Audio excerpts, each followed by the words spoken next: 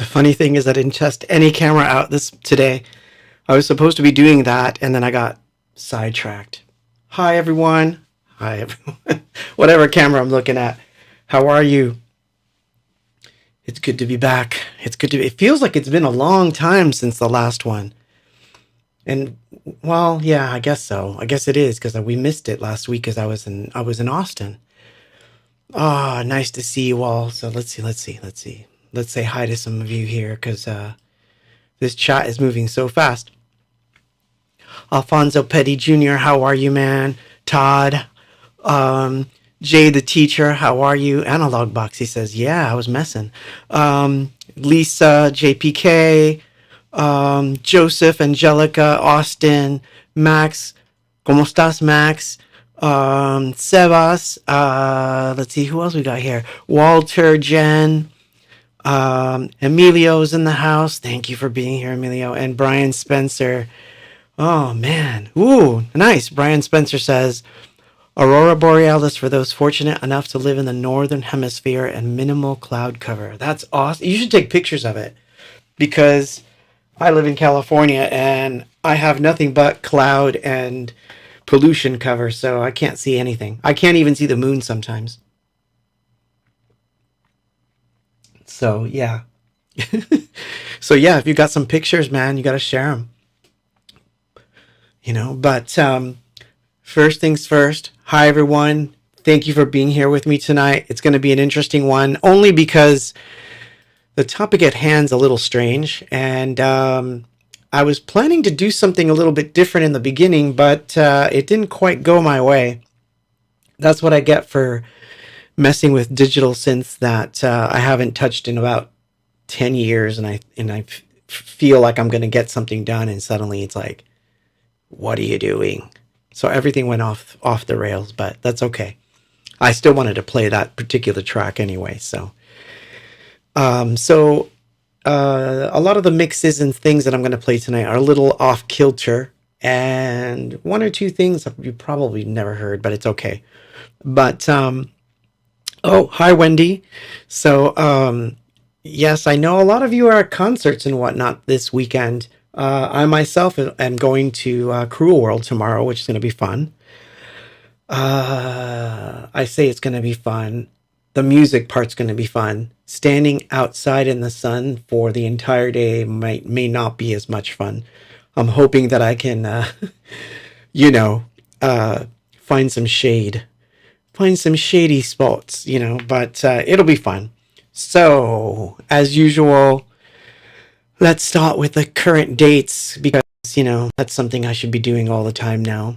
It's going to become more pertinent as time goes on.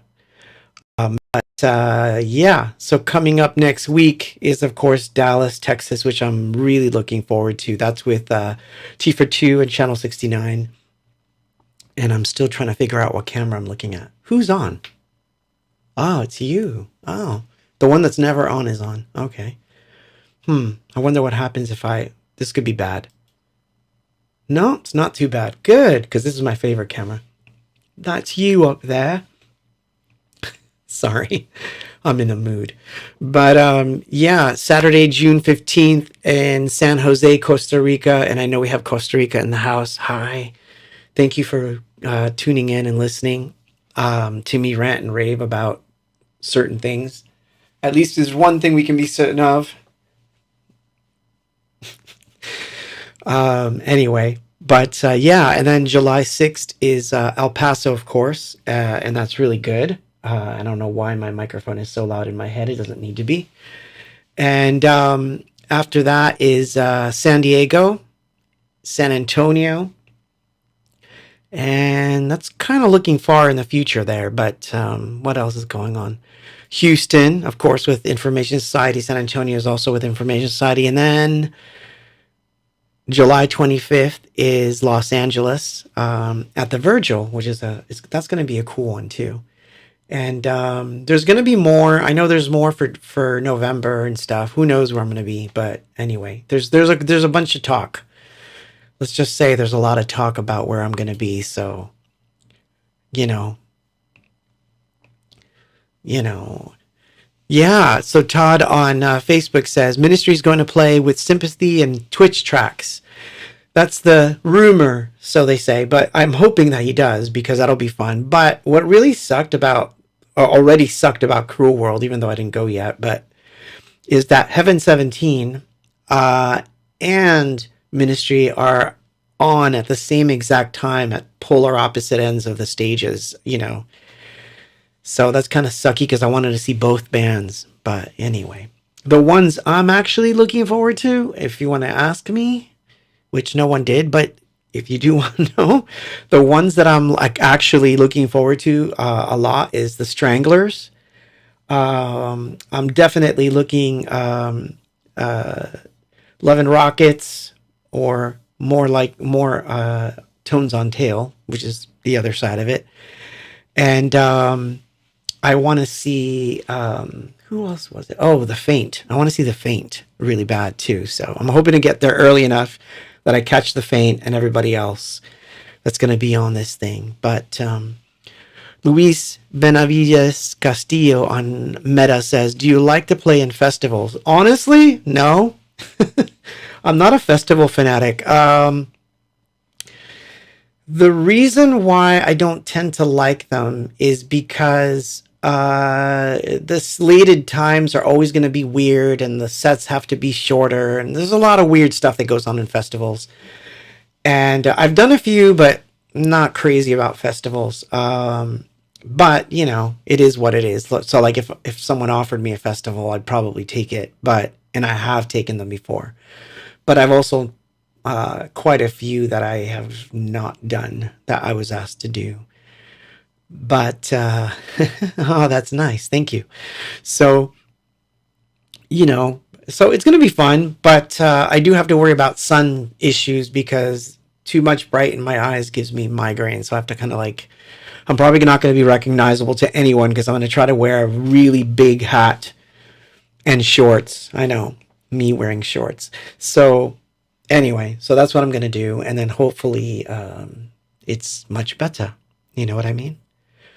So this particular topic for today came about for a number of reasons. It's something that I've talked about before. We're going to talk about Spotify and the future of streaming and maybe even music in general, because there's a lot of weird things happening with streaming right now that it's kind of got me thinking about a lot of different aspects of, quote, the music business stuff. Oh, Yuma, the record sounds great. Thanks for the fast shipping. Wow, they're actually getting there fast, which is really crazy because I am surprised at how fast some of these records are getting out. So if you haven't gotten yours yet, don't worry. I haven't packed all of them yet. I'm doing about as many as I can per day. I missed today, obviously, because of obvious reasons, but they will resume on Monday, Tuesday, Wednesday, Thursday, and so forth. So whatever's missing should be, the last batch should be going out this whole next week, hopefully before I get out to Dallas. Some poor soul is going to wind up waiting a little longer, but I hope you're patient with me. I'm trying to do it as best I can. I'll tell you one thing that's funny about this whole thing.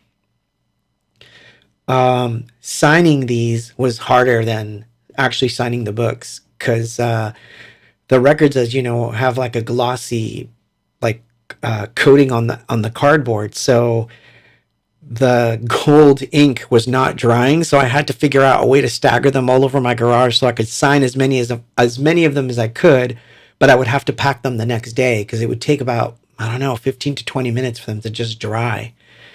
So I tried to do spearhead and sign 12 inches in CDs as much as I could. So I've got a little backlog now, which is good, which is a good thing. That means I can just go down there and pack stuff,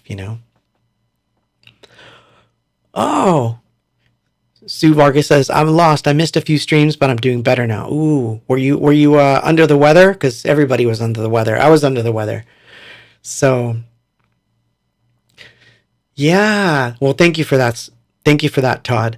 So, Yeah, there's a few of you that may have to catch up with me when I do a live show and bring your 12-inch in case it looks too plain in your for your taste. It's like the way this always happens. I started off with just signing them and then something else happened. And I can't tell you what it is, but people will start to post them and you'll kind of figure it out. But it's the funniest thing. Aw, thank you for that. Thank you for that comment.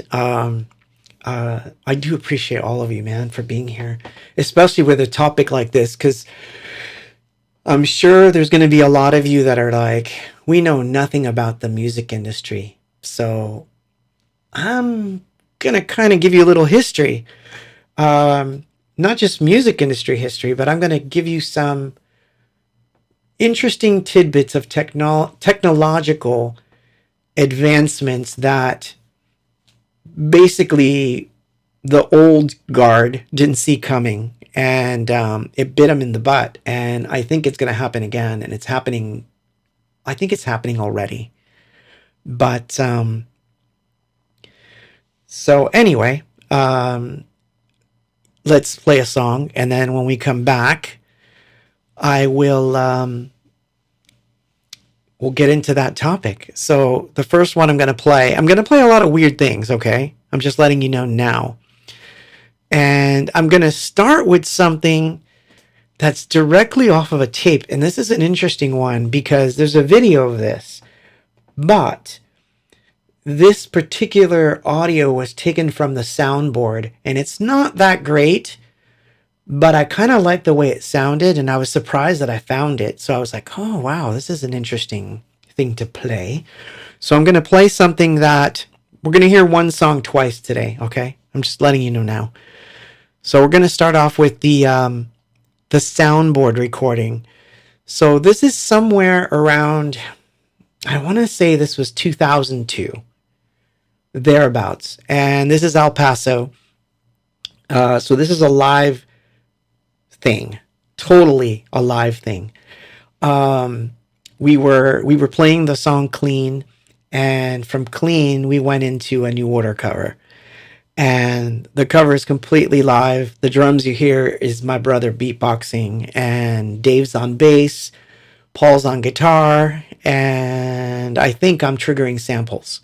But like I said, it's a really bad recording because it's off of the soundboard and it's not great, but it is interesting. And I love that you can hear all the people singing. So anyway, I'm going to play that.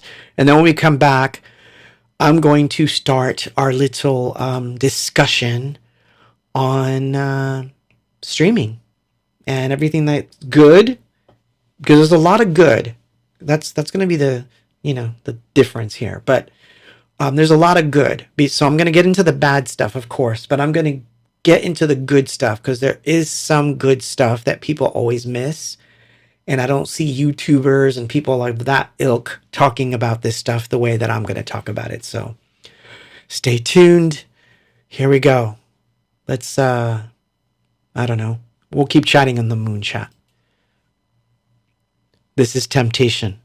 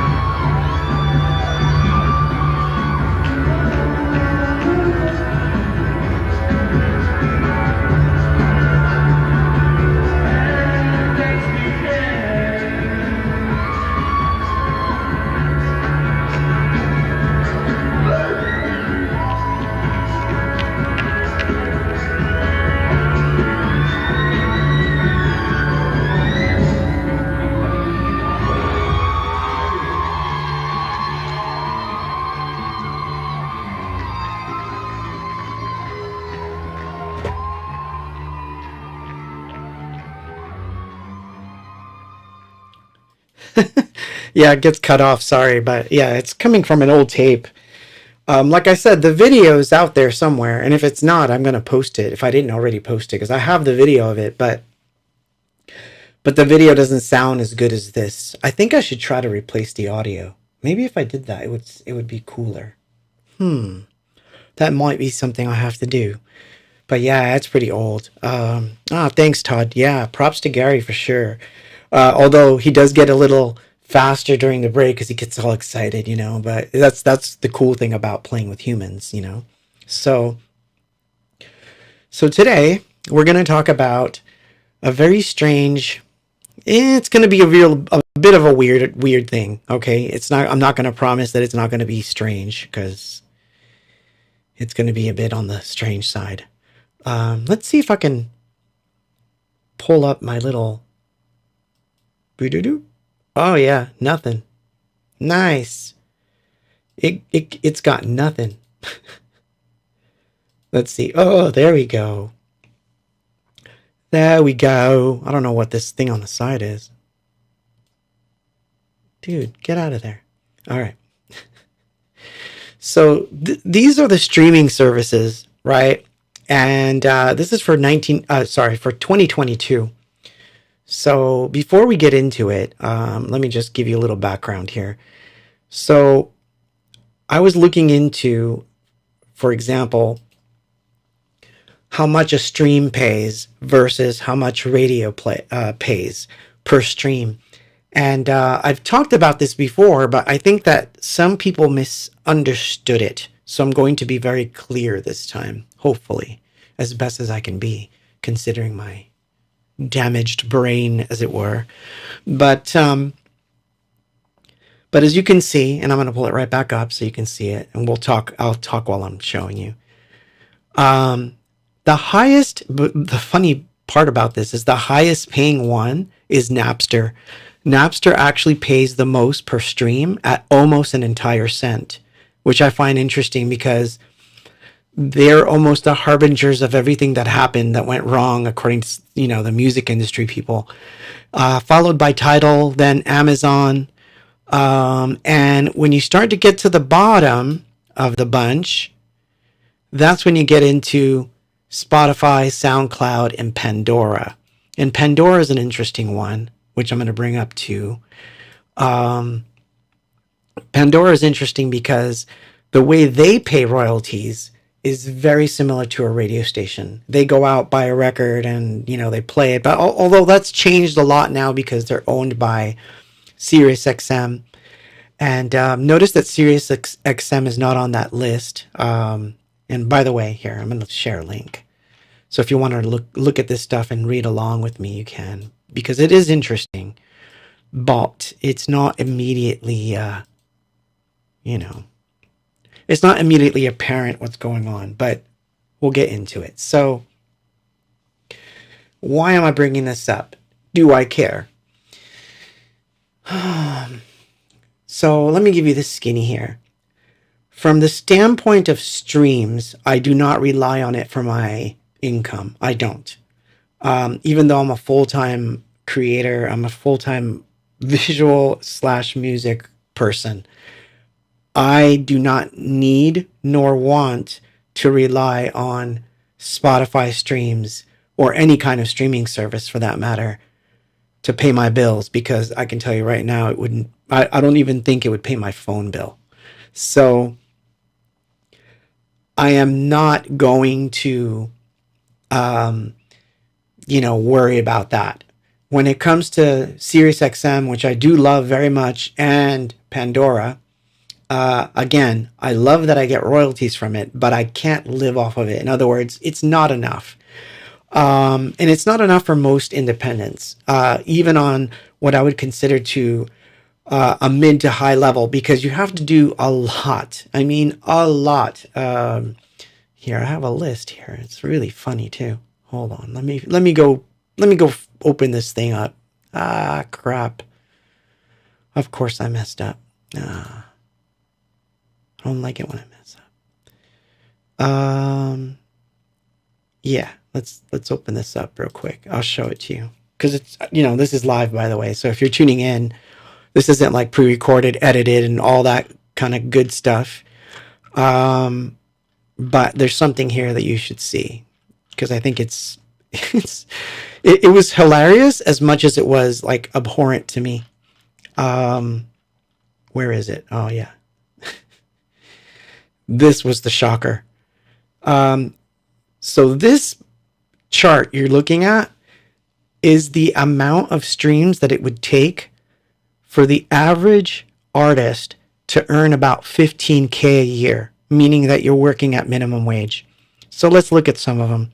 Title, it would take 1.2 million streams per year for you to earn 15 grand. Amazon, it would take 1.3 million for you to earn 15. So believe it or not, those aren't bad numbers. Those are actually pretty good. It's when you get down to Spotify, SoundCloud, Pandora, and YouTube, that's when it starts to get like, look at those numbers.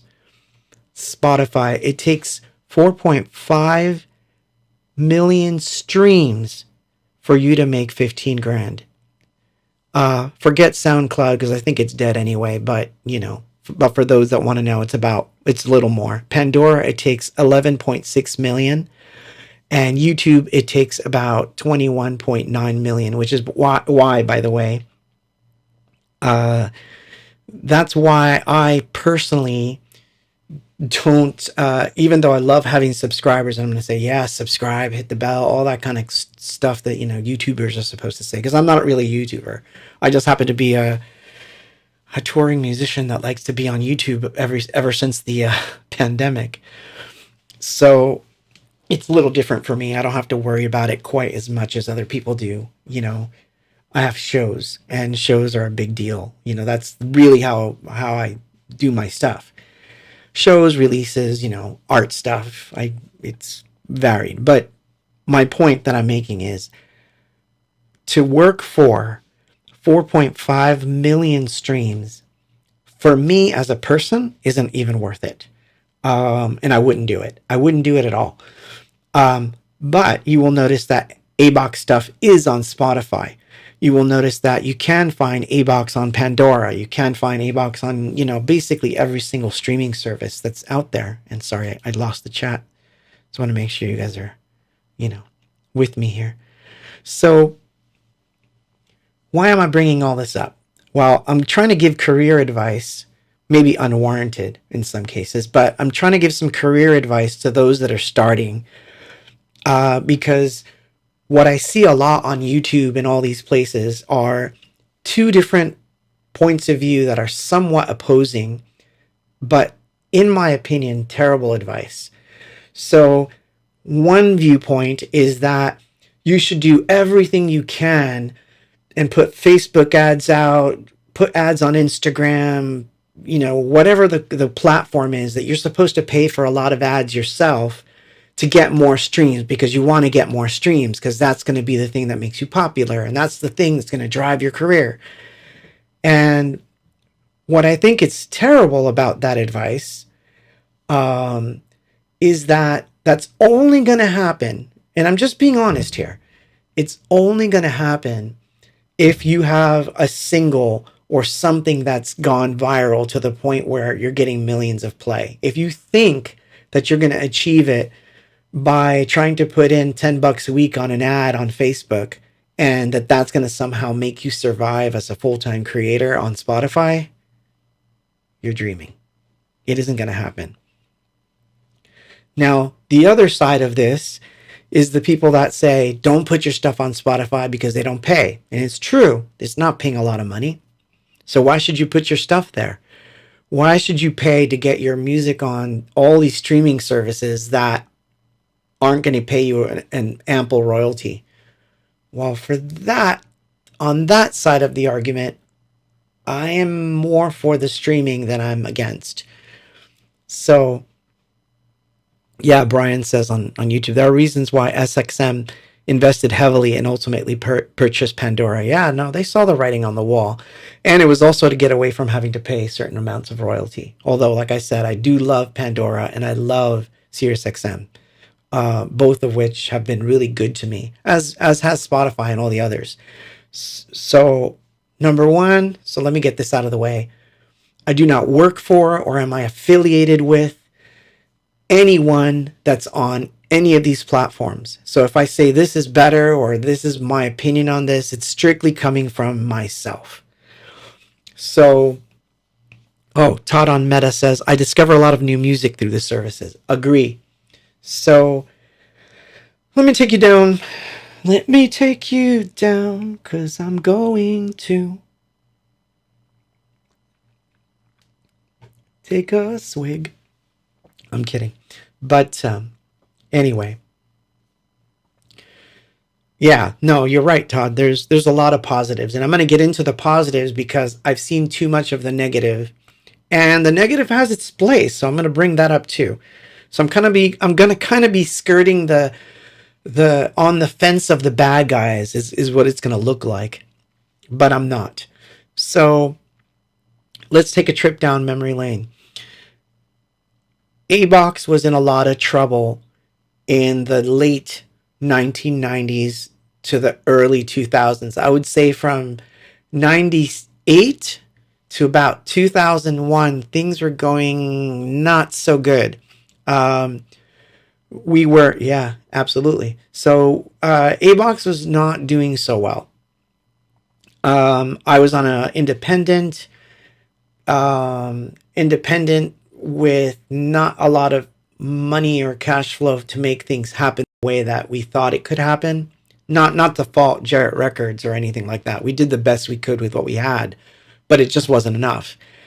And this new technology was coming in, which was, of course, MP3s, and everybody was downloading stuff for free and, not paying for music. There's a lot of reasons why that happened that I think has more to do with major labels. Different story. But what was going on was we could see that this technology was coming. We could see it early on. I saw the MP3 technology, I want to say 95, 96. And I was already enamored of it because I already knew this is going to be amazing. We can sell downloads. We can give things away. And we did do that. So we were like, I'll say it. We were like one of the early adopters of like, let's do this instead of let's fight it. You know what I mean? So the major labels, they just fought it. They fought it every way they could. And what happened? By not embracing the technology escaped from them. And as a result, the only way to save things was to try to consolidate all the catalogs and try to make streaming a form of new digital delivery.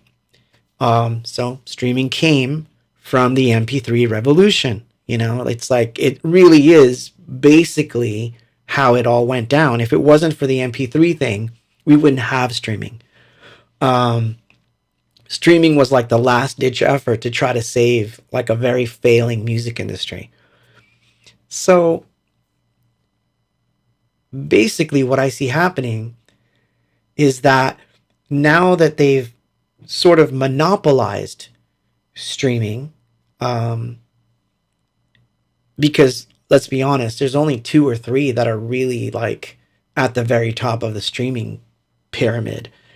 And without them, a lot of artists wouldn't have an outlet. Or so they say. I don't believe this, but this is what they say. So, we're supposed to do everything we can to have those streams be the best they can be and like inflate those numbers. Do it any way you have to, because the more streams you get, the more money you're going to earn and the more popular you're going to get. And that's the stuff that's sold to us as artists. The truth is, nothing really happens. You're going to get some streams. You're going to make some money, but it's not going to be a lot. The only people that really make money are the major label people, which are the ones that were making money when records and CDs were all the rage and MP3s were new. So, mini disc, that's funny. I kind of miss mini disc sometimes too. Sometimes. But I love CDs. That's just me. But, so anyway, where I see things going is that streaming is starting to get greedy now. Now they want to pay even less. And so what I see is a lot of artists saying, oh, I'm not going to put my stuff on Spotify. They should be paying us at least $1 a stream. I've heard stuff like that. And look, I'd love if that was true, but it's just not going to happen. It's not feasible. Now, if you bought the stuff, meaning like if you buy the tracks like you do on iTunes or like you do on Bandcamp, then you're doing the artist, you're literally helping the artist out, okay? Whoever they are. You're helping them out because you're actually helping their career by putting money directly in their pocket. But on the flip side of that, you're also able to take the file that was given to you and keep it and store it for yourself. The only exception to that is iTunes, which for some reason can delete it off your phone. And I don't know why they have the right to do that, but apparently they can delete things off your phone, which I think is kind of like odd because I like them. They were one of the ones that I was like really sold on, but basically it boils down to competition. We're not seeing enough competition in all of these areas. So we've allowed one major thing fueled by majors to be the dominant force in the streaming arena. You know what I mean? Oh gosh. Brian on Meta says holdover from when everyone was given a U2 album. I know it sucks. That part sucks. But you know what was cool though? This is when we like I said, we were not doing so well in that time period. And then when the video iPod came out, suddenly Living in Oblivion video was on the video iPod, and suddenly we were like making money again by going and doing shows. And that's how we got back on track, was when we started to give away things for free on the internet and do all the, that kind of stuff. And then of course, mid 2000s, Bandcamp came into the picture. And I think that's when things started to go a little bit in the opposite direction, which is good. I'm not saying, again, I'm not putting down any of the technology. I'm merely stating a fact. MP3s were free. Everybody could freely trade them. There was no reason to pay for music. I get it. I totally understand it. So the culture, thankfully, changed a little bit to want to support the artist to some degree, and then that's when streaming was born. Because at least you figure, well, I'll spend $10 a month. I'll get all the artists I love. I'll get every single album, and I'm not doing anything illegal. Sounds good, and it is good. And oh yeah, CD Baby still is a great outlet. But we needed to be able to sell CDs, and that's where things went south. Steve on Meta says, "Oh, I'm glad you're here, Steve. I'm glad because you were here through most of this stuff. You know, like what it was like, the ups and downs of it. So, but I'm glad Steve brought up CD Baby, because CD Baby was one of the only other stores that sold physical product. In the mid to early 2000s, there were several that did. It wasn't just Bandcamp. We had CD Baby, we had Lulu, we had a bunch of different ones that were selling physical product. And that allowed a lot of people to survive. Slowly, though, those faded out of the way, and all we got left with was Bandcamp. And by the way, I want to say this straight up. I love Bandcamp, and I want Bandcamp to survive.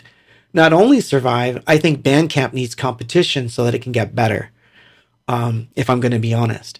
So, yeah, a different drum. All of these different little stores, they mattered, and I think that they did a really good, they did a lot of good to the scene, But anyway, I went on a lot of different tangents. I'm going to try to rein it in a little bit more.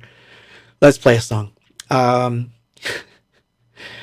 We can keep chatting on the Moon Chat. So fast forward, the recorder mix. I don't know that I've ever played this one, but I kind of like it.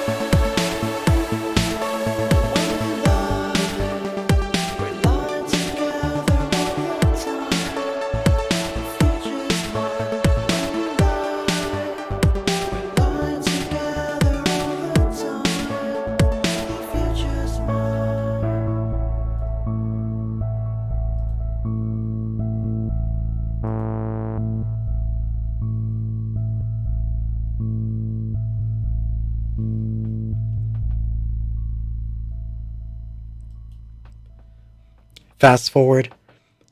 Ooh, NFT NYC memories for me. Oh, that's right, because you used it for that. That's awesome. I forgot. Hey, what's this? Is it still going? Ah, that's funny. I don't know what that was. Wow. I know I never played that version now. Um, so yeah, so anyway, back to our little history lesson here, and I'm glad Steve kicked in a little bit on some of the other services we were using at the time. But needless to say, all of those services that I mentioned, although CD Baby's still around, CD Baby, uh, let me tell you what CD Baby does for those of you that don't know. I use CD Baby all the time. CD Baby is what is known as an aggregator. So if I want to put my stuff on Spotify, I go through CD Baby and they send it to all the different, services like Tidal, Spotify, iTunes, whatnot. And oh, thank you. Courtesy of Mai, who is, I believe, at a concert tonight or resting up. I forgot. She was going to be somewhere tonight. She mentioned it and now I can't remember. But thank you. So thank you. So it's going to have to change, because what's going to happen is the music industry as a whole is going to implode the minute AI starts to take over. Meaning that you're going to have a lot of interesting things happen when Spotify can make more money from streaming AI stuff where they don't have to pay anybody because they're self-generating it. They're not going to pay anyone. So there's going to be an excuse not to pay because there's so much rampant copyright stuff going on, which is an interesting, somewhat tinfoil hat theory that I have, that's the goal, is to get rid of copyright. I'm almost certain that that's going to happen at some point, because you can't have 20 million remixes of Depeche Mode songs not sung by Depeche Mode but sound like Depeche Mode on Spotify and go after them all. So it's going to become an impossible thing. It's sort of like prohibition, you know what I mean? Like when they try to stop alcohol, you can't stop it. So therefore, it's going to have, laws will have to be written around it. And I think that that's what's going to happen, to be honest. So, and that's if we're talking about, the AI aspect of it. I'm just talking about general greed. Spotify and all of those services are paying less and less and less. But my issue, which I hear about this all the time, is that people will take their stuff off of Spotify and shoot themselves in the foot, in the whole, like, in the guise of, I'm going to stand up to them by not putting my music there. Well, that's not going to have any effect, because their sales team underwrites advertisement and all this other stuff. They're there to sell sodas, books, shoes, all that kind of stuff.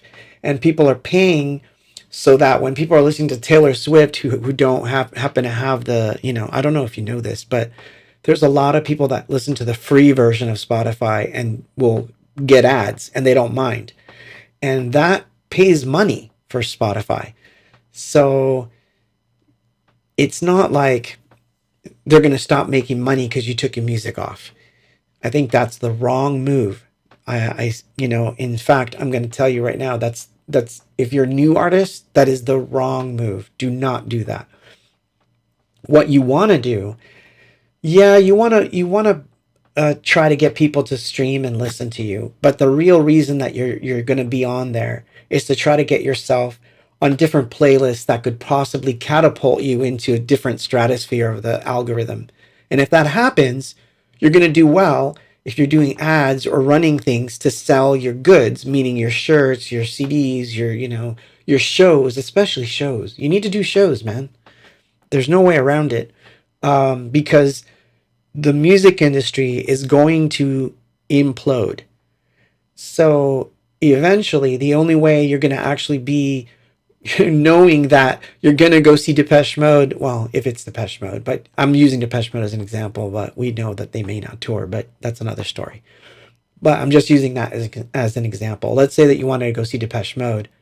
you already know you're not going to go see AI Depeche Mode, and therefore you can trust what you're going to hear. So therefore, you're probably going to go to more shows. This is what I think is going to happen, is that there's going to be this backlash against streaming, and what is real is going to be questioned. And the more it's questioned, the more people are going to go back to, well, I'm going to go find this artist that I like and try to connect with them directly because I want to know that it's a real person that I'm dealing with. This is going to become very valuable, in my opinion, when you bring the Web3 stuff into it, because you're going to have anonymity, which is an important aspect of all this, but you're also going to have closeness with the artist. You're going to be able to collect and do things for and from directly from the artist. And I think that's going to be the big deal. And streaming services are missing the point. Major labels are missing the point. They're stressing it to the major artists to, hey, get all your super fans in mind, because that's like a buzzword now. Super fans are, all the rage to the major labels, but they don't understand what that means. They think they do, but it's like the MP3 thing. They don't realize that by doing things the way they're doing it, ooh, wow. I'm like, you guys are great. You're talking about CDs and all that stuff. Wow. The Columbia Record Collection CDs. Wow, that's so rad. I used to do that too. I used to do it a long time ago. Remember when Netflix was like that? They would send you movies, and if you liked them, you kind of kept them or you sent them back. Do you remember when it, Anyway, I digress. Which means I have to take a drink. Going easy there because I have a early morning tomorrow. But anyway, so yeah, let's play a song.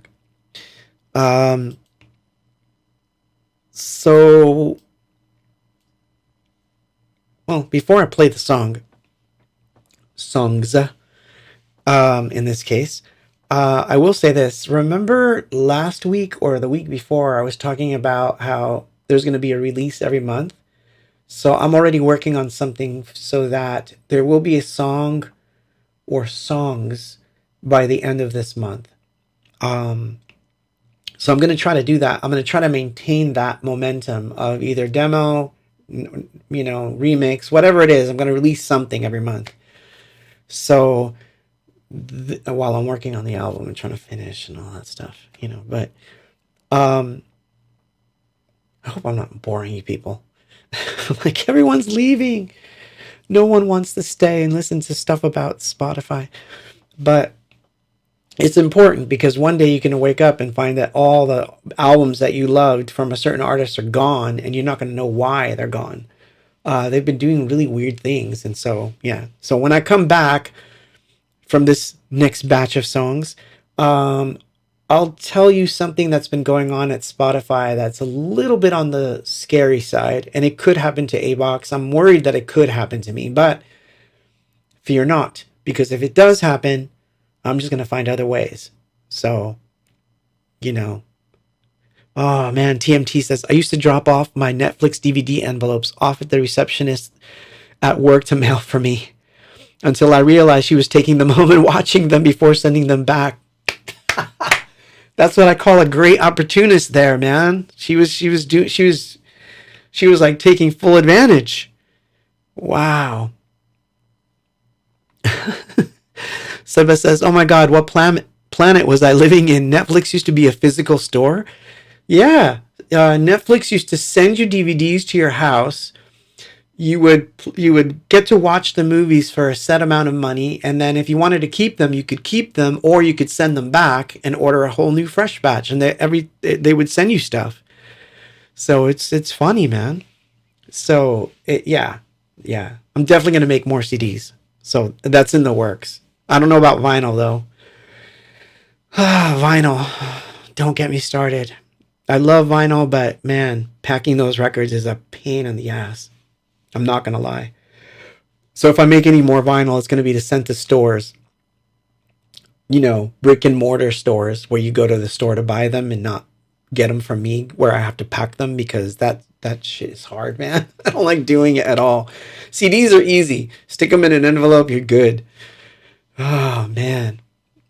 But CDs are, yeah, I know. Redbox does still exist. Oh, man. So, anyway, let's play a song. This is Scared Part 1 and 2. And this has not really been released. So this is probably something that may show up like in one of these like monthly release things that I'm planning. But anyway, let's play some music. Yeah, visuals are good. We'll do visuals for this one. Do you feel scared? Do you feel scared? Anyone can see, you know it's true. Do you feel scared? Everyone's here. Anybody knows the weakness all around. And though my dreams are falling down, I know my world is upside down again. Do you feel scared? Do you feel scared? Anyone can see my world is falling down. That's it.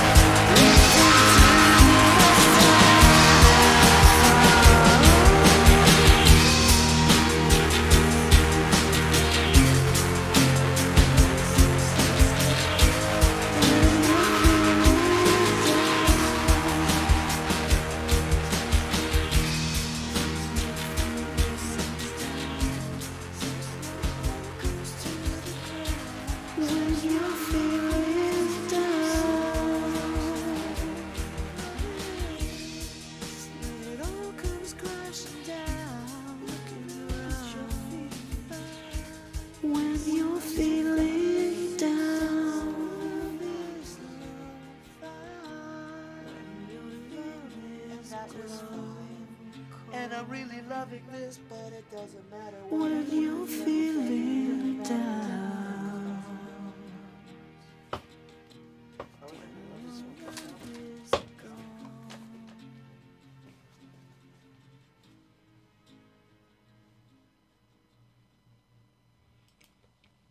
Thank you for the nice comments. Thank you. Thank you for the support, by the way. Seriously, I mean, I might complain about like how packing records all day long is like a weird thing. Well, I'm going to tell you something that happened to me that was really strange. So, I, man, like I was starting to have like this weird cabin fever because I was stuck in the garage for like literally like 13 hours a day for the last week. Last week, I literally spent every single day packing and making 12-inch boxes because, like I said, they're really hard to pack. They're not the easiest thing in the world to pack records. You have to be, and I can't even say that I did a good job in some of them because it's such a hard job to pack records.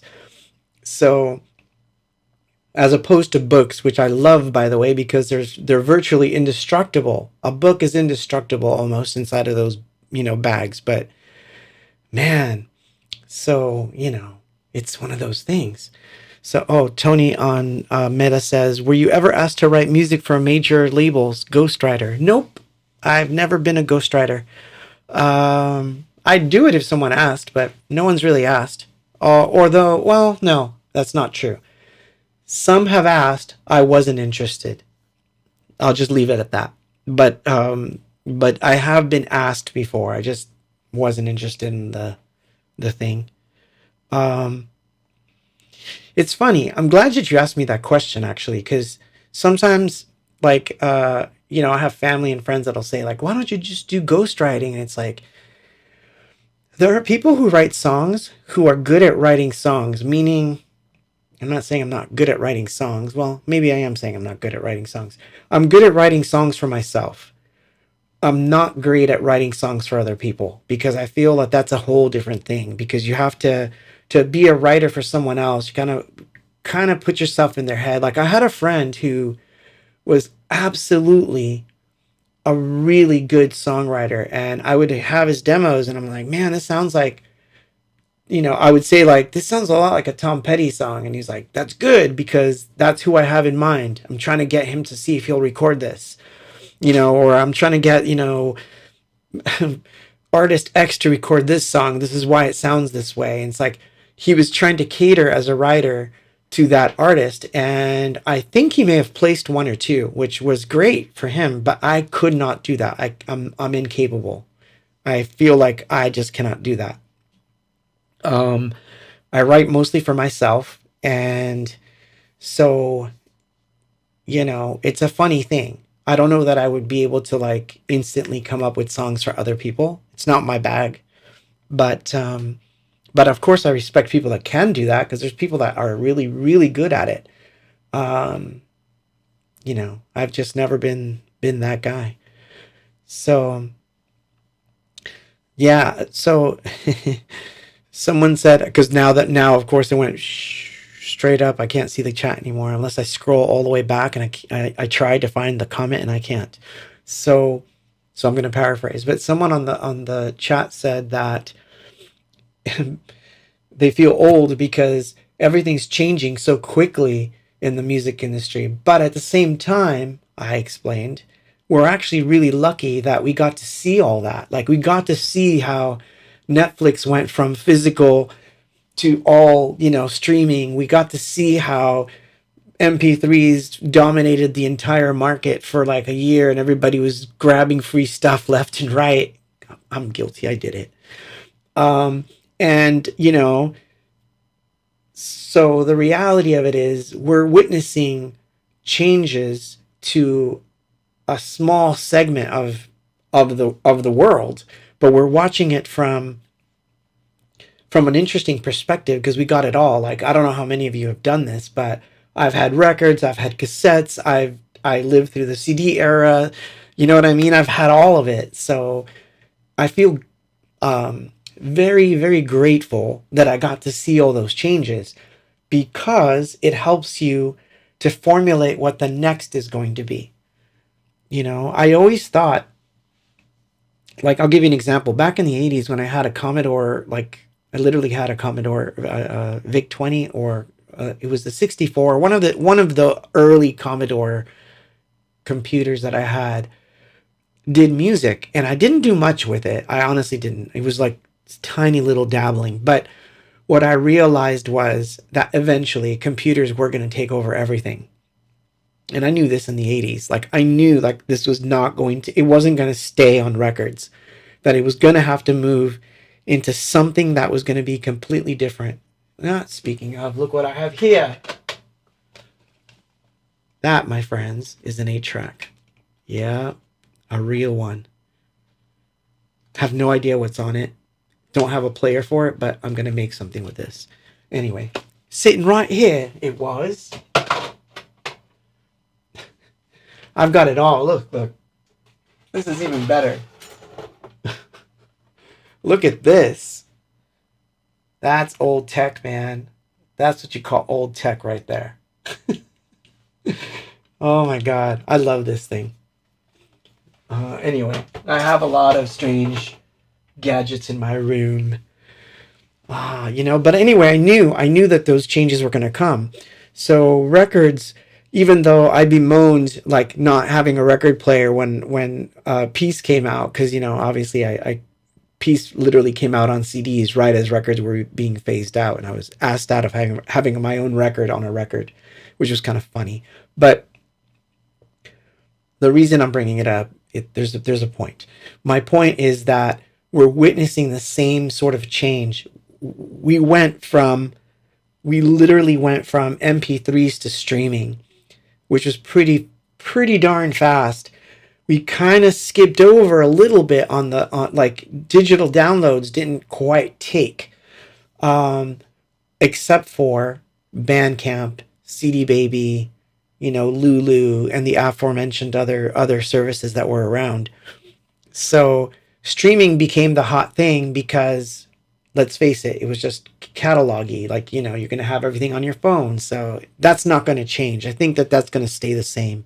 But I think that people are going to want to have more meaningful discoveries with their digital files. And I think AI in this case has helped me out. I have this funny feeling that AI will have helped us musicians more than killed us. And I know people don't agree with me on this, but I'm telling you. And if I'm wrong, listen, if you come back 5 years from now and you say you were totally wrong about that, totally wrong, Claude, I will accept it and gladly acquiesce that I was wrong.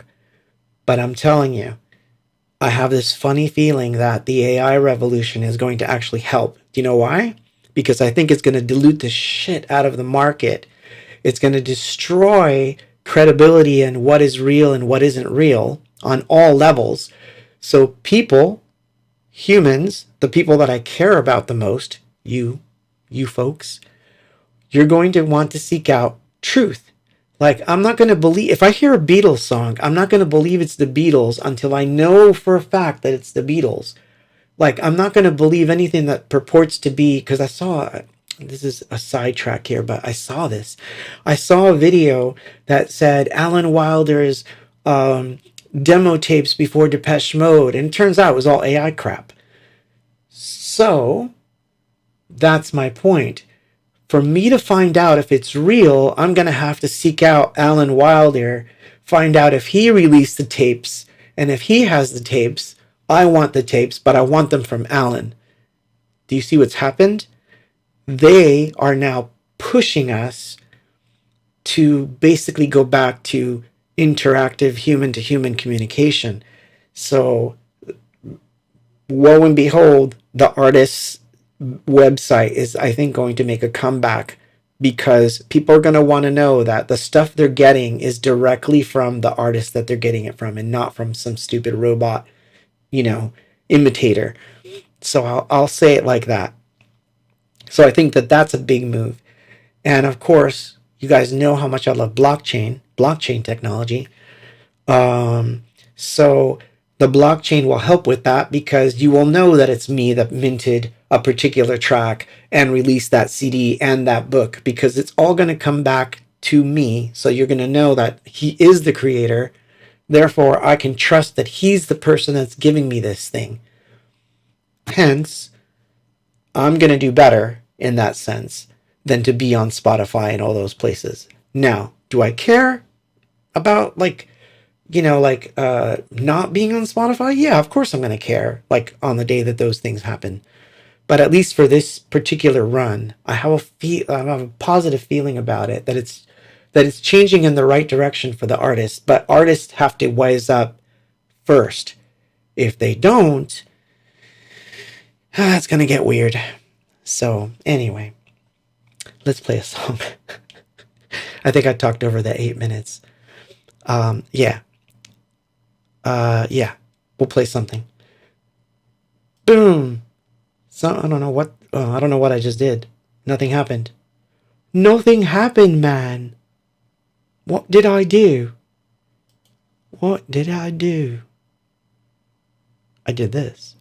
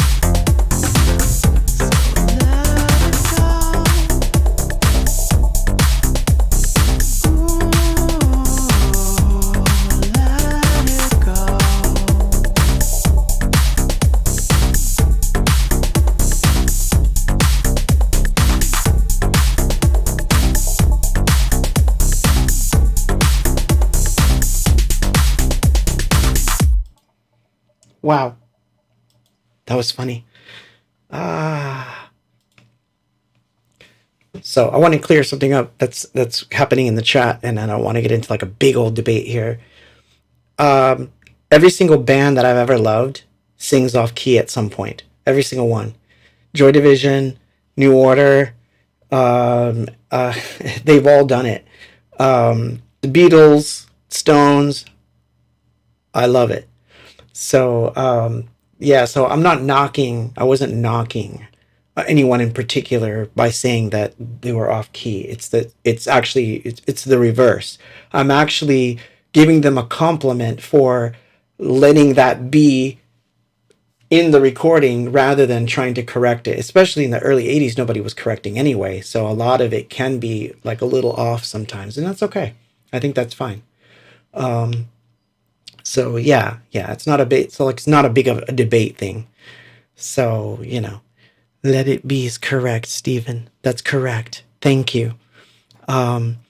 So yeah, so let me explain my attitude towards Spotify, which I've explained many times, but I'm going to do it again. And this time I'm going to lump in every service that's a streaming service.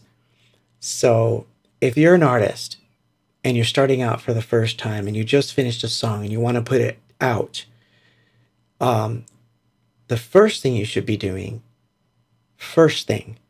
is you should be trying to build your fan base.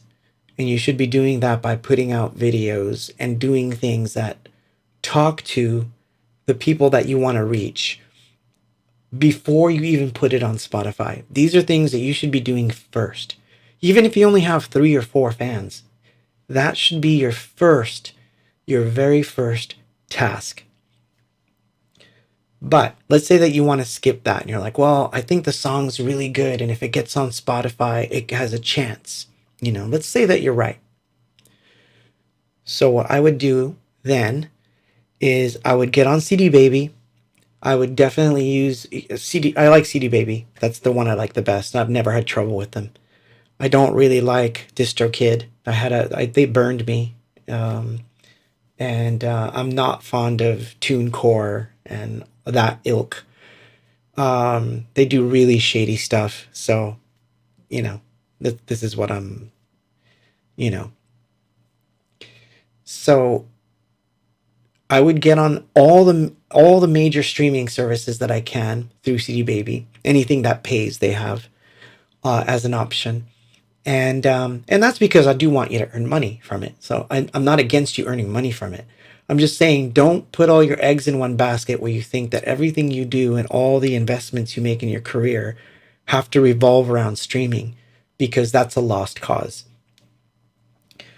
What I would do instead is I would focus my attention on taking the listeners that you find on Spotify, because what's going to happen is, let's say you put a song out and I'm going to use really low numbers. Let's say you put a song out and 30 people heard it on Spotify, and you now have 30 listeners. Well, what I would do is on my socials, I would say, I want to know who you 30 people are. I want to know who you are. I want to know why you're listening to me. And please, please, please talk to me on my Instagram. I'm going to talk to you. Talk to me on Twitter. I'm going to talk to you. And start talking to them.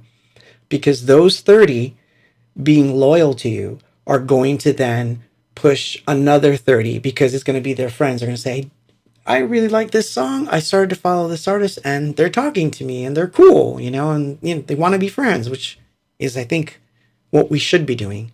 That's how it should have been from the beginning. So what's going to happen is that now you're going to get more people to actually listen to you. So you're using Spotify as a radio station, which is what it is. It's a radio station. So you're going to use it to get airplay. You're going to use all that stuff, title, whatever it is, and you're going to follow those numbers, because you're going to want to know. And then what you're going to do is you're going to put your stuff on Bandcamp and try to get those people to follow you there. And now you can actually start doing things like shows, that kind of thing. You're going to have to get into that aspect of it and try to leave behind the idea that streaming is the end all be all. It's not. But what it can do This is the positive side. The positive side of Spotify is that it has millions upon millions of people listening. And at any moment in time, you could be blessed by the lottery of the algorithms that suddenly gets 2,000 people listening to you, on a weekly basis. And then those things would rise in level. And then you have a sizable following. There's this funny phenomenon that I found out about people who have thousands upon thousands of followers on Spotify. And I'm talking in the hundreds and hundreds of thousands. And yet, when they go do a show, it's crickets. Nobody shows up. So to me, that shows the disparity of what's going on in the industry. You've got the numbers, but you don't really have loyal fan base. You don't have the type of fan base that we used to have, let's say, when I would follow Depeche Mode or The Cure or, anyone that was playing. I was more dedicated. I would go to the shows. I would buy their 12 inches. I would buy the records. I would buy the cassettes. I would buy the shirts. That's what I still like to do. Although I'm not a big concert goer these days. But when I find a new band, I'm all in, So my point is, you use these services not to try to earn a living from them, because that's going to be the hard part. It can happen, and if it happens, hey, more power to you. But use it as a discovery system. Use it as a way to do things that lead people to your other thing, which is your site, your own stuff. Because what you want is people that consistently will follow you if suddenly you disappear from Spotify. So the reverse is true. So this is what happens. Let me give you a scenario. You're in a band. You gain 2,000 followers on Spotify. You're totally stoked that you have these 2,000 followers. And suddenly, Spotify decides to take all your stuff down because they think you bought it. They don't need an explanation. They're not going to give you an email. They're not going to even talk to you about it. Suddenly, you're gone. And if those listeners that you had weren't cared for, like in other words, if you weren't cultivating them as people, they're just going to forget, and I guess he disappeared, and then they will go to someone else. Whereas if you really spent time with these people and you really showed them that you really care about them, because you really should, and I'm talking about for real, I'm not talking about faking that. That has to be real. Because if you want to do music full time, you should be loving the idea of having fans and, people liking what you're doing. So if that's the case, you should be doing all your ad work, all your promos, everything that you do should be geared to get them away from Spotify as much as possible, to follow you wherever you are. So don't spend your money, like if you're going to run ads and all that stuff, don't spend your money on ads and all that kind of crap to get more plays. That just gives advertisement to Spotify. And that's why I said, that's why I called this particular episode, how a mobster would do it. The mobster is not going to be interested in making money for that person. The mobster is interested in making money for the mobster. And therefore, you have to kind of treat your career a little bit like that too. You kind of have to be like, you know what? I love Spotify that it's playing all my stuff. I like that I can put all my stuff there, but I want to grab as many of these people that I'm gaining from there, all these listener types, and I want to give them the best of me, and I don't want them to have to be only here, and don't be afraid, like start doing other stuff. Anyway, that's what I'm saying when it comes to the Spotify game. I think there's a reason why things work the way they work. So anyway, we'll come back. I'm going to play a song, and then I'll come right back. This is a short one. So this is from Kulak's Cafe. My son texted me and asked me how many covers I'd done. And I said how many had been released. And I said 3. And then I realized it was more, because I always forget. So anyway, so here we go. Here we go. Molly's lips. So they say. Okay, this one I guess came as a request via email a little while ago when another band was playing, so why not? There we go, all the way. This is a song that we thought was by Nirvana, but we actually found out that Nirvana was covering it. So this is our cover of Nirvana covering. It's uncovered. Anyway, go ahead, you guys. No, no, no, no, no, no. Oh, okay. Uno, dos, tres, cuatro.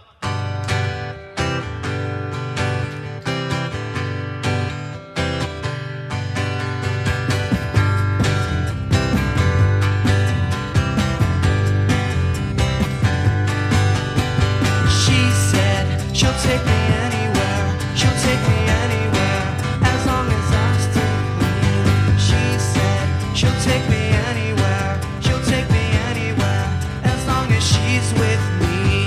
Kiss, kiss, Molly's lips. Kiss, kiss, Molly's lips. Kiss, kiss, Molly's lips. Kiss, kiss, Molly's lips. She said she'll take me anywhere, she'll take me anywhere, as long as she's with me. She said she'll take me anywhere, she'll take me anywhere, as long as I stay clean. Kiss, kiss, Molly's lips. Kiss, kiss, Molly's lips. Kiss, kiss, Molly's lips. Kiss, kiss, Molly's lips. Break down.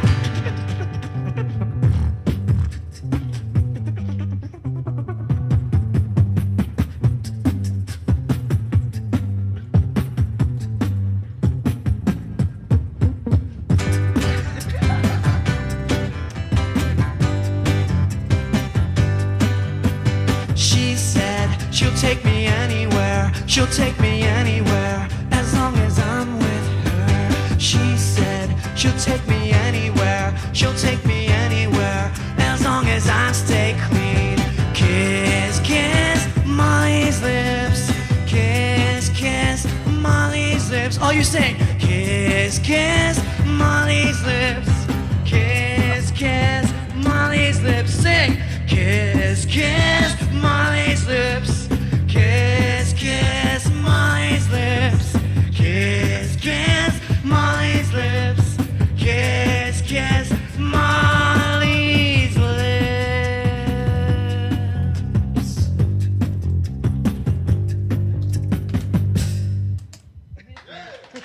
Thank you.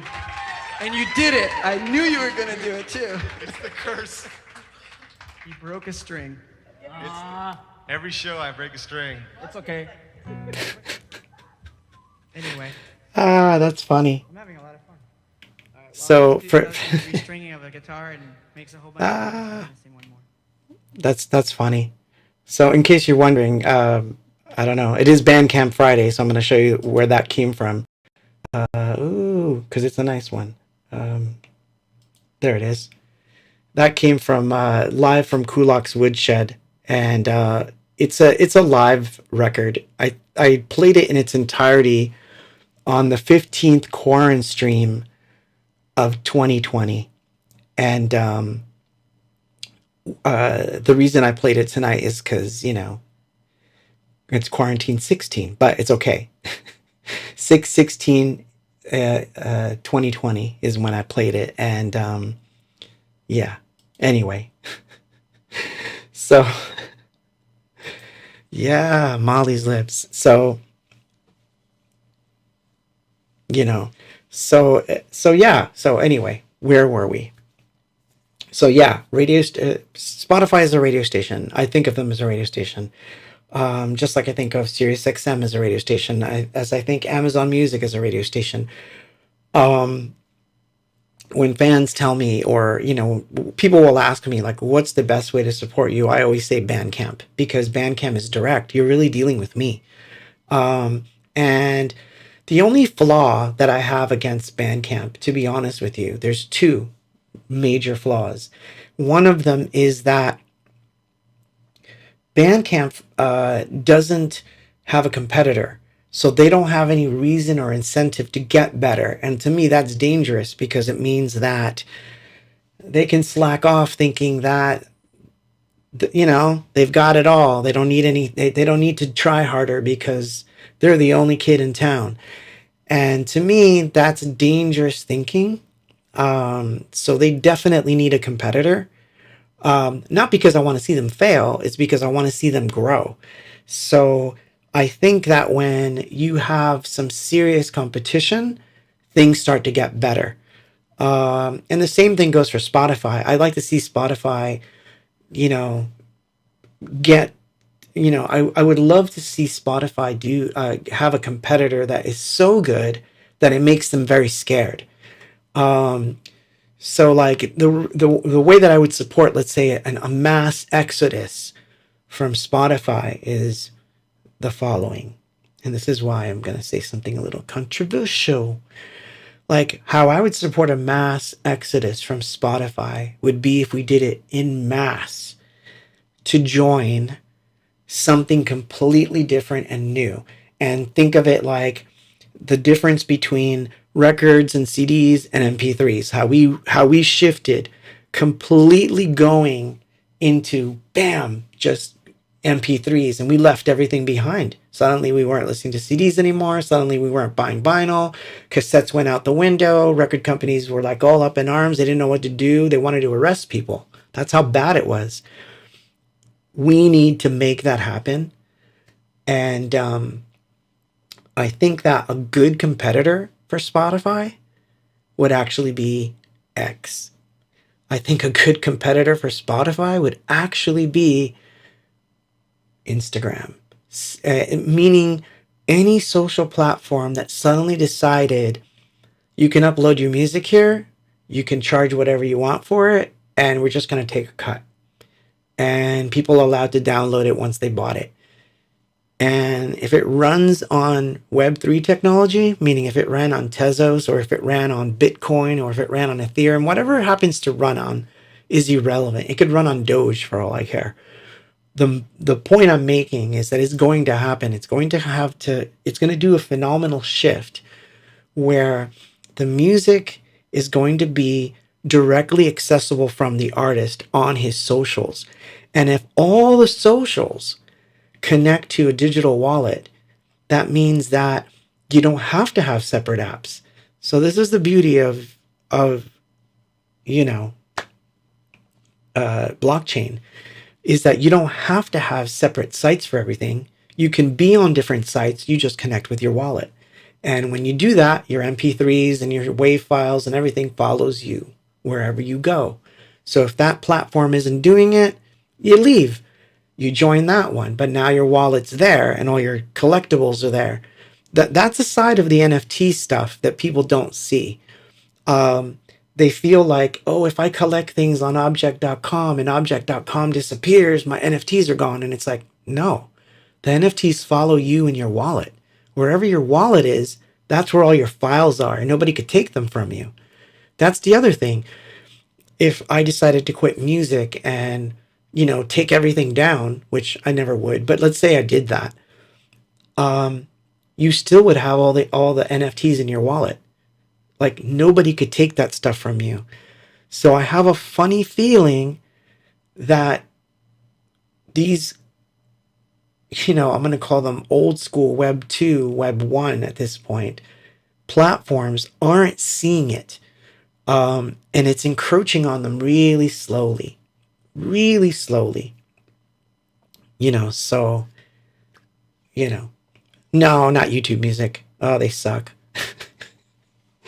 They totally suck. But anyway, yeah. Let's play a song.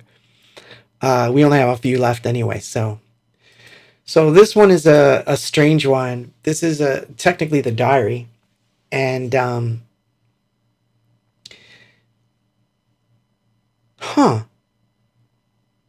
did I play that? Oh, wow. That's crazy. I had another song in there that I didn't know. Anyway. 2 minutes, 15 seconds. This is the diary doing a song called 13. The weird theme that came came through tonight without me even thinking about it was there's a lot of live things in here where Dave was on bass, Paul was on guitar, and Gary was beatboxing. In the case of this song that I'm going to play, this was us in the studio. I played bass, Dave played drums, I played the guitar, and I sang. So we kind of multi-tracked it between the two of us back and forth. I actually really like this one because it's so weird. But anyway, I digress, which means I have to take a swig.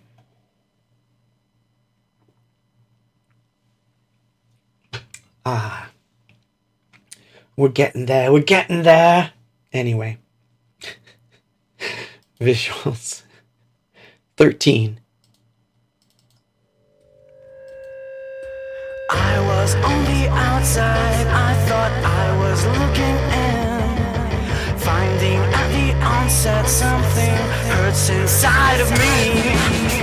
All I wanna do is find some space to call my own. All I wanna be is somehow who I am to be. I just wanna feel, I just wanna feel, I just wanna feel the same. Everything is getting faster, slaves under the gun. All good things are just disaster since I'm on the run. I just wanna feel, I just wanna feel, I just wanna feel alive. I just wanna feel, I just wanna feel, I just wanna feel alive.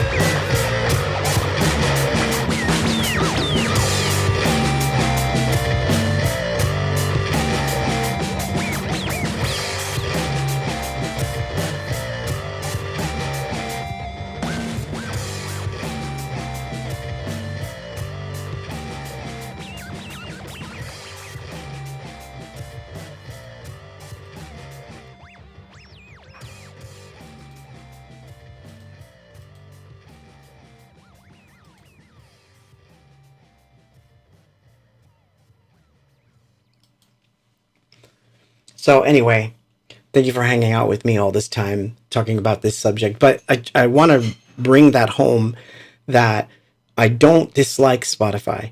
Although I agree with all of you in the chat that side-by-side comparisons of songs that I love on Spotify versus like my CDs, no comparison. I feel like there's a much wider stereo width. I feel the bass is a lot better and they're not as compressed. So I definitely enjoyed it.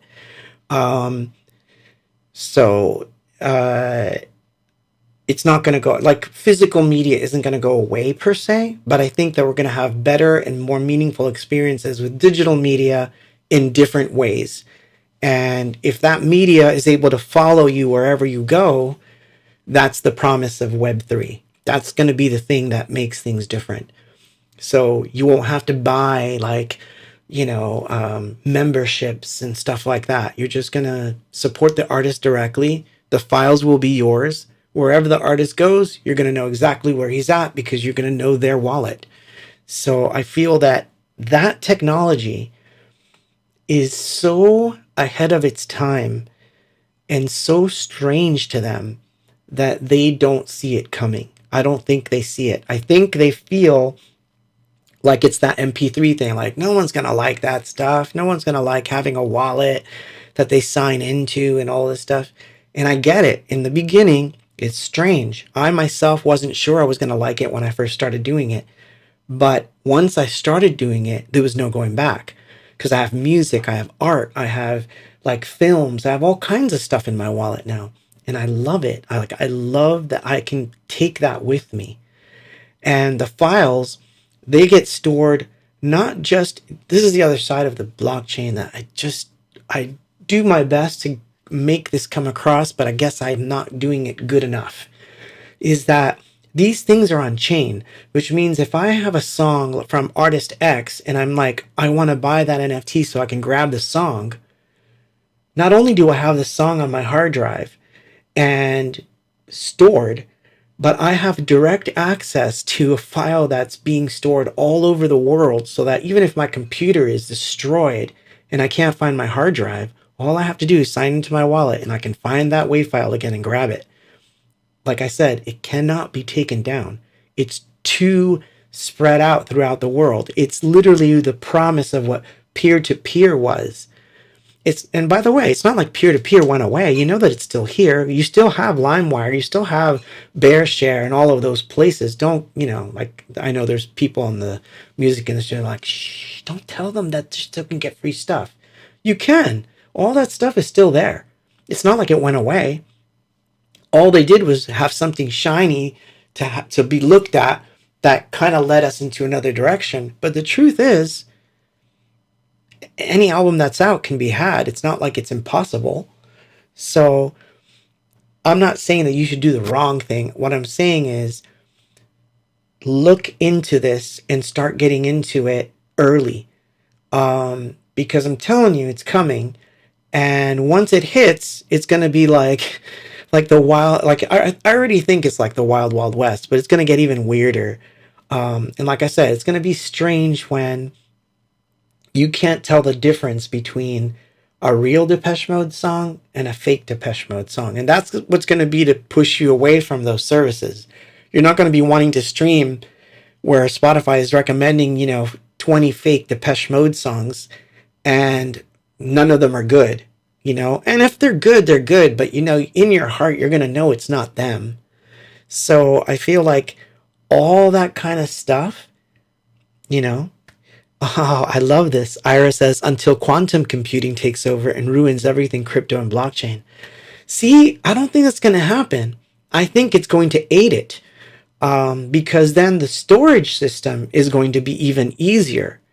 So I don't know that quantum computing is going to destroy it. I think it's going to augment it. I think it's going to live on top of it, or the other way around. Blockchain is going to be assimilated into it. More so the reason. I mean, I'll tell you one thing that makes me happy about the whole quantum computing thing. I love the idea that maybe someday, and someday soon, I hope I get to see it, I can release stuff that isn't just the song in its stereo format, but every piece and every stem and every effect and everything that was part of it is stored in some quantum blockchain cloud, and so that people have direct access to everything that it took to make that track. So I have a funny feeling that there's things that are going to happen that are going to benefit the artist. So it's going to be a rough ride this year and next year for the art world and for the music world. But I have a feeling that there's a silver lining at the end of it, and I'm seeing it. There's something I'm seeing, and I can't even put it into words, but I think it's going to happen. So that's where I'm at, Anyway, I've got 2 left. One was a request from the interwebs on X. A guy named John had requested this, and I saw that Sebas also requested this song. So I'm going to tell you what song it is later, because that's the closer. But I'm going to play, remember I said I was going to play one song twice? So this was also, this was on X. If you follow me on X, my handle is npop, and I hope you do follow me there, because it's somewhere that it's a place I'm at every day. And by the way, I am going to be working on my all the secret spaces I've talked about. I'm not done, and the record obviously is taking its share of the work this week and next week, and then I've got shows. So slow progress on our hidden garden, but don't worry, I haven't given it up. So anyway, This is available on Bandcamp. This is Vic 20 and A-Box collaboration doing Temptation. And after that, I'll play the last song and we'll say bye.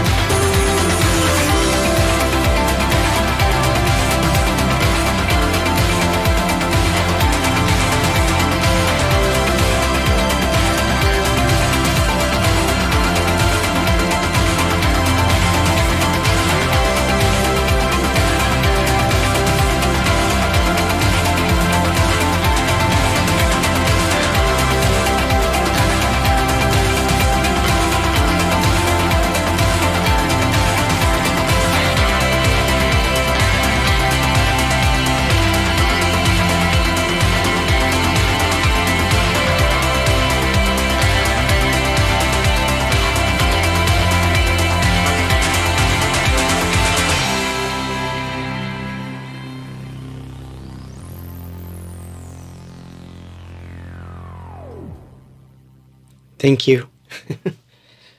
Ah, thank you, thank you, thank you. So yeah, I'm gonna say goodnight, and I came back to just tell you that I'm gonna play another song, and I'm gonna close up shop. God, this mic is acting weird tonight. It's because I'm facing this way. Ah, I get it. I've got to be about this far for this to not freak out. But anyway, oh, thank you. Thank you for that. And thank you for the super chat, Ira. Thank you. That was awesome of you. Thank you. But once again, if you ordered the 12 inches and the CDs and all that, they're all shipping out. If you didn't get yours yet, be patient. I haven't gotten to it. There was actually 320 something orders. So I have about 120 left. I'm trying to do about 20 to 30 a day. So it should wind up by next week. Should be all done. I'm going to try to get a couple extra ones in there. Post them, please. Tag me in them, especially if you like how I signed it or whatever. You know, like I had some fun with some of those 12 inches. So anyway, this next one that I'm going to play and say goodnight with was a request on YouTube. It was a request on Meta, and it was a request on X. So obviously, a bunch of people wanted to hear this one tonight, and I was like, why? But anyway, doesn't matter. But it's apropos, because it's a nice way to say goodnight to, you know, my dearly departed friend, Brooks. So 65 million miles, and then I say goodnight. I'm going to turn the moon on so you can see me as I'm closing up shop, and I'm going to play the last song. Good night. I heard from the station you're leaving tonight. I knew it would happen someday. Still I feel so numbed. You're going home.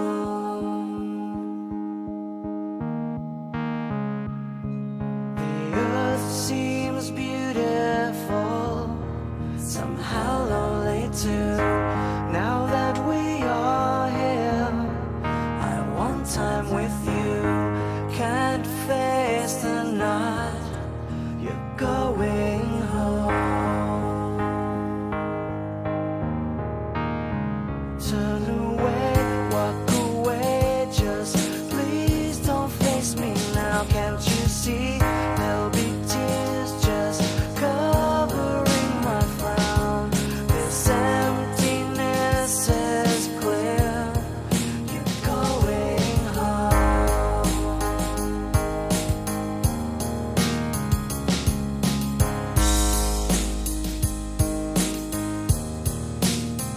Can it be that I loved you always far too long? Could it be the great distance that will keep us cold? Can it be that I'll call your name? You're going home. You're going home. You're going home. You're going home. You're going home.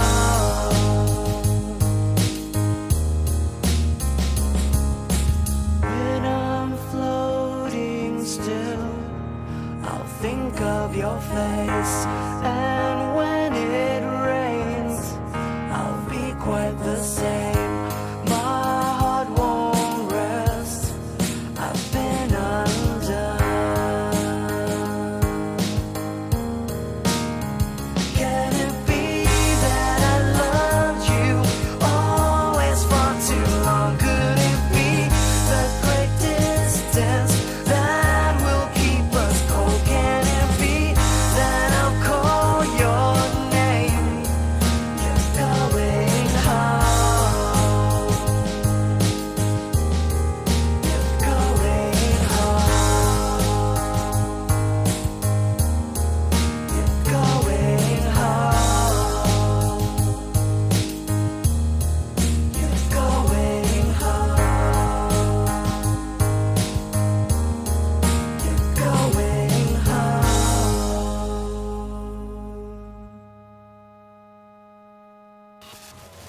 We hope you've been enjoying tonight's featured group, Anything Box, as we wrap things up with a final song.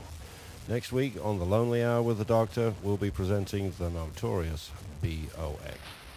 Thank you and good night.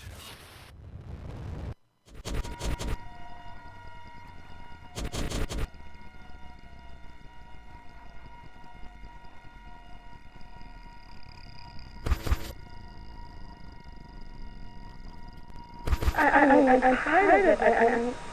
Can't you see it?